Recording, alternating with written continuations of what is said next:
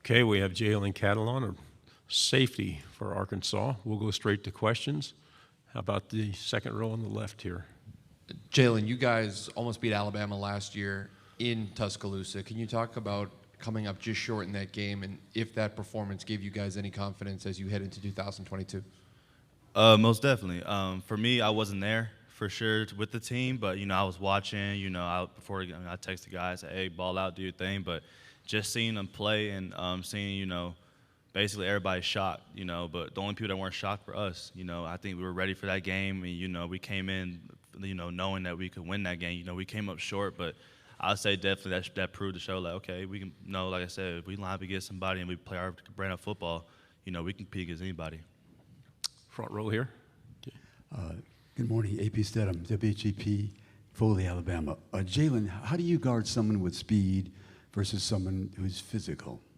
I think that just depends. That just goes back to your technique and your tendencies and what you look at, and just knowing the player. Knowing okay, what is he good at when it comes to his routes, and what is he not. That comes from field study, and so that's why I diagnose and look at and say, okay, he's good at this, but he's not so much used in this. So I think if you diagnose those tendencies and stuff, I think you can kind of break that down to the notch.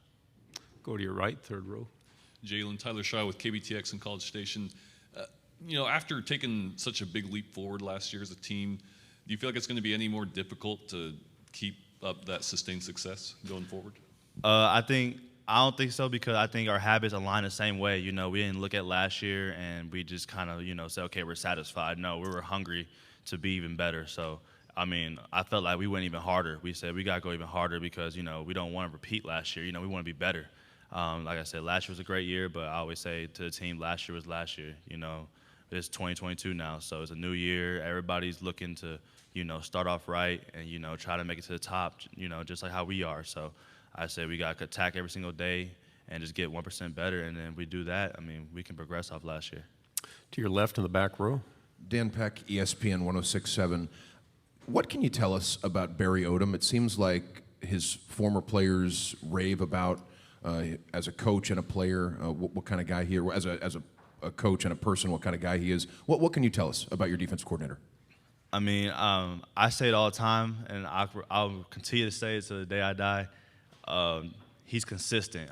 Every single day, he comes in. What you see is what you're going to get. He comes in ready to work. It doesn't even matter what day it is. It doesn't matter if it's a walkthrough day. It's got to be your best walk. It's going to be a high-tense walkthrough because that's how he's going to coach. And he's he's a player's coach, just like Coach Pittman is. Coach Ohm's a player's coach. Every single day he's making sure the guys have everything they need, making sure they're on time for stuff, making sure that, just talking to us, not even about football, it's about life. And that's something that I always respect about him, that he's not just going to talk to you about football and the X's and O's. He's going to talk to you about family and how's, the outside life, what do you do for your free time? He always wants to engage and get to know you. And so I always respect that. And, that goes down from him. And his family's the same way. Me and his family, they just love, they love the players, and they just want to make sure we have everything we need. So that's my coach. Like I said, I love that guy. Stay on the left side, front row. Hey, Jalen, Jacques Doucet, WAFB TV in Baton Rouge. Did you find any humor in the fact it looked like you two guys, LSU and Arkansas, traded defensive backs? Like you got two and they got two, in the whole process. And what can you tell us about Fauché and Brooks, who are going to LSU? Obviously, those are my guys. I went to war with them for sure, and like I said, I still talk to them, here and there, just to check up on them. But they're great players, and like I said, LSU's lucky to have them because they're really good players. They did great things at Arkansas, and when you look at the transfers that we have now with Brini and Dwight McGlothern, those guys are making plays too. So I wouldn't necessarily, I don't really try to compare the two. I would just say that okay, those two are really good players, and they made went to LSU, and that's respect to them. And it's all love from us. We talk to each other every day, and then we're just glad to have Brini and Dwight because they're really good players for us. And they've done really good things from the spring, and I feel like they're going to do great things for the season as well. Second row to the left. Johnny Condon, ABC 3340 in Birmingham. Just wanted to ask you about your quarterback a little bit. We were just talking to KJ, and sometimes on the broadcast, people kind of compare his skill set to Cam Newton when he was at Auburn. Can you tell me if you think that's an apt comparison, and just what's he like in the locker room? What's it like to go up against him in practice every day? KJ, I've seen the comparison. Yeah, Cam Newton for sure. body type, the way he plays. But, I think if you ask KJ and, me talking with KJ, KJ definitely models his game after him. But at the end of the day, KJ wants to be KJ. When it's all said and done, he wants to say, I did it, my own way, for sure. But KJ's a team player. KJ's always, want to make sure he's right himself so he can be right for us. He's always holding everybody accountable in workouts when we do skills and drills and stuff like that. So he's a great quarterback, great leader. And like I said, that's my quarterback. You have a question in the third row? Go ahead. Right there. Go ahead and ask your question. Yeah. Anthony Patterson with the Atlanta Boys. I asked KJ about the Georgia game last year. He said basically kind of helped humble you guys a little bit. For you, what do you remember about that game, and what did you take away? From that game, like I said, I agree with KJ. I think it was humbling. I think I gave hats off to Georgia. I mean, they were a really good team. I mean, they had a lot of great players. Like you said, you saw a lot of players went pro from that team. So they were just, I think at that point we just looked at it and we just said, okay, that's the level we want to be at. We want to be a dominant football team like that. Definitely we went in thinking that we could win for sure. But, of course, that wasn't the outcome. But we looked at that game and we said, okay, now we just got to get better off that game. And so we definitely look at that as a humbling experience for us. Front row again. What did the way you won the LSU game last year, right? You intercept the pass in overtime, and what did that win mean for you guys? And what does it seems like every time LSU goes to Arkansas, the people there talk about this is our biggest home game of the year. It means a lot to boot.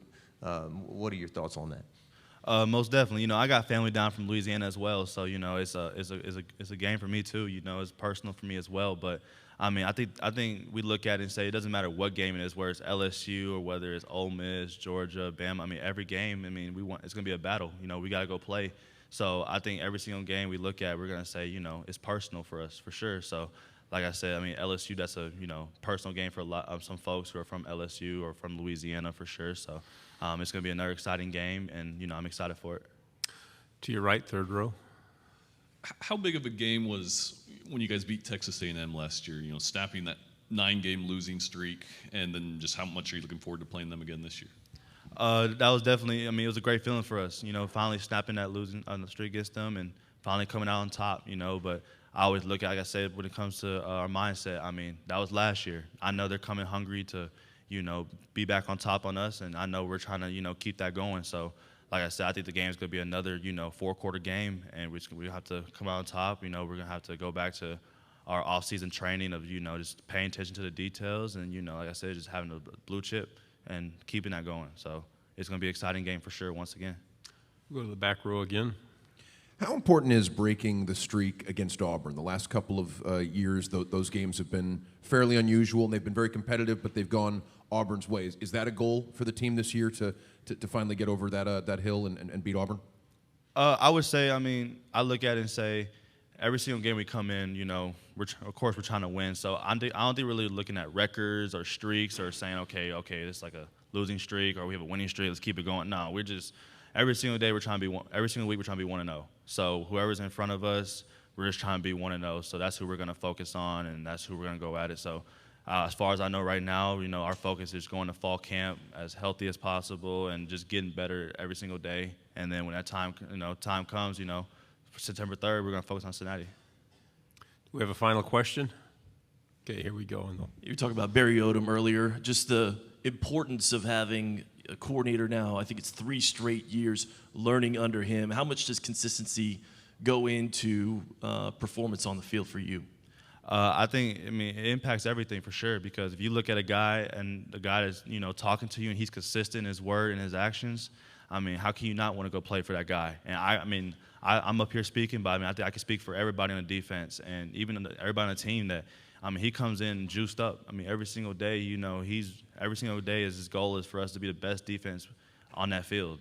And he said, if you're not trying to be that, then you can't play in our defense. You got to have that mindset every single day. So we attack it like that every single day to make sure everybody's, on their P's and Q's and make sure everybody knows what they're doing. So when that time comes where the ball's out between the white lines, we're just relentless and we just play to the standard. Jalen, thank you very much. Great job.